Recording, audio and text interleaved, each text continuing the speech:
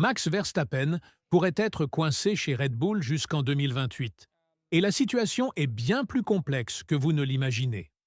Alors que les rumeurs d'un éventuel départ du quadruple champion du monde vers Mercedes ou Aston Martin font la une des journaux, il existe un obstacle de taille dont peu de gens parlent ouvertement.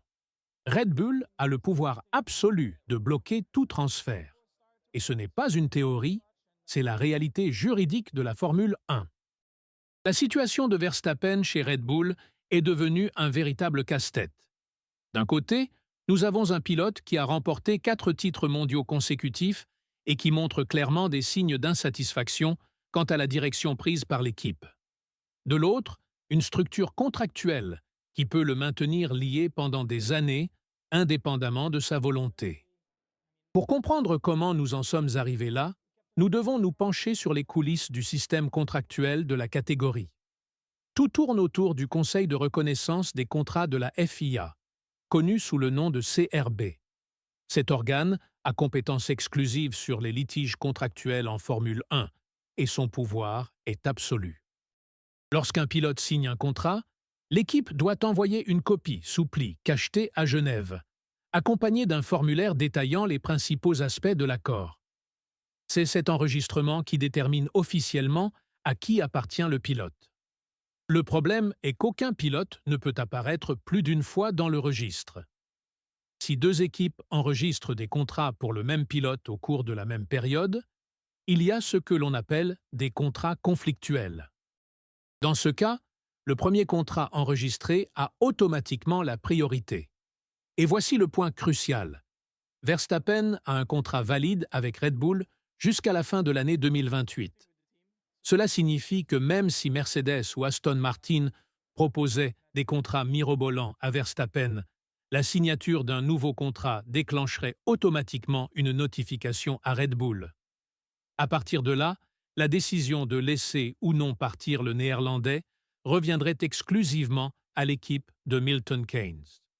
Sans cette autorisation, le nouveau contrat n'aurait tout simplement aucune valeur. Le cas d'Oscar Piastri en 2022 nous a donné un aperçu complet du fonctionnement de ce processus. Le conflit entre Alpine et McLaren a révélé tous les détails du système CRB, montrant que les contrats en Formule 1 sont des documents blindés. En cas de conflit, un tribunal spécifique est constitué, les enveloppes scellées sont ouvertes et une décision finale est prise. Il n'y a pas de place pour la négociation en dehors de ce système. Mais il existe un précédent encore plus révélateur, le cas de Jenson Button en 2005. Le Britannique était impliqué dans un litige contractuel entre Williams et Barr, et la seule façon de s'en sortir était de payer 18 millions de livres sterling à l'époque, soit l'équivalent de 32 millions aujourd'hui. Button gagnait 3 millions par an. Il a donc payé l'équivalent de 6 saisons de salaire pour rompre son contrat. Imaginez maintenant cela appliqué à Verstappen. Le Néerlandais a l'un des salaires les plus élevés de la catégorie, estimé à 10 fois plus que ce que Button gagnait à l'époque. Si l'on applique la même logique, on parle d'une indemnité de rupture qui pourrait facilement dépasser les 100 millions d'euros. Et même dans ce cas, cela ne fonctionnerait que si Red Bull acceptait de négocier. Nous arrivons ici au point le plus intrigant de toute cette histoire. Pourquoi Red Bull laisserait-il partir Verstappen? L'entreprise a enregistré 3 milliards 200 millions d'euros de chiffre d'affaires l'année dernière, soit une croissance de 16%. Pour une entreprise de cette taille, même une indemnité de rupture de 100 millions d'euros ne représente pas un besoin financier réel. De plus, libérer Verstappen reviendrait à renforcer directement un concurrent. Imaginez le quadruple champion du monde au volant d'une Mercedes en 2026 avec des réglementations complètement nouvelles. Ce serait pratiquement offrir le titre à son rival de Brackley. D'un point de vue stratégique, garder Verstappen chez Red Bull, même insatisfait, peut être plus avantageux que de le laisser briller ailleurs. Le marché des pilotes complique également la situation. Si Verstappen partait, qui Red Bull mettrait-il à sa place? George Russell serait pratiquement la seule option réaliste sur le marché, mais il est sous contrat avec Mercedes. Yuki Tsunoda son coéquipier actuel, n'a pas encore démontré le niveau nécessaire pour être le pilote numéro 1 d'une équipe qui vise le titre. Et il y a un autre facteur que peu de gens prennent en compte, la fierté institutionnelle. Red Bull a bâti une dynastie avec Verstappen. Le laisser partir reviendrait à admettre que l'équipe n'est plus en mesure d'offrir une voiture compétitive. Pour une organisation qui s'est toujours positionnée comme innovante et gagnante, ce serait une défaite symbolique énorme. La situation actuelle de Red Bull doit également être analysée. L'équipe a perdu Adrian Newey, a connu des turbulences internes avec l'affaire Christian Horner et a vu son avantage technique diminuer considérablement. Max Verstappen est passé du statut de dominateur absolu à celui de pilote qui doit se battre pour chaque point. Ce changement de scénario suscite naturellement l'intérêt d'autres équipes, mais rend également Red Bull encore plus réticente à perdre son plus grand atout. Lewis Hamilton, chez Ferrari pour 2025, a créé un précédent intéressant. Le septuple champion du monde a obtenu son transfert, mais cela n'a été possible que parce que son contrat avec Mercedes comportait des clauses spécifiques qui lui permettaient de partir. Verstappen n'a peut-être pas les mêmes conditions dans son accord avec Red Bull. Mais la question va au-delà des aspects purement contractuels. Verstappen se trouve à un moment unique de sa carrière où chaque saison perdue peut signifier moins de chances d'augmenter son nombre de titres mondiaux.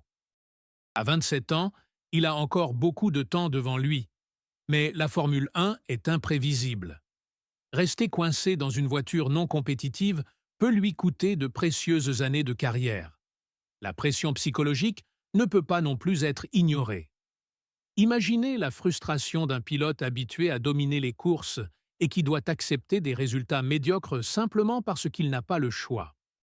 Verstappen a toujours été connu pour son mental de gagnant, et cette situation peut générer une énorme frustration interne.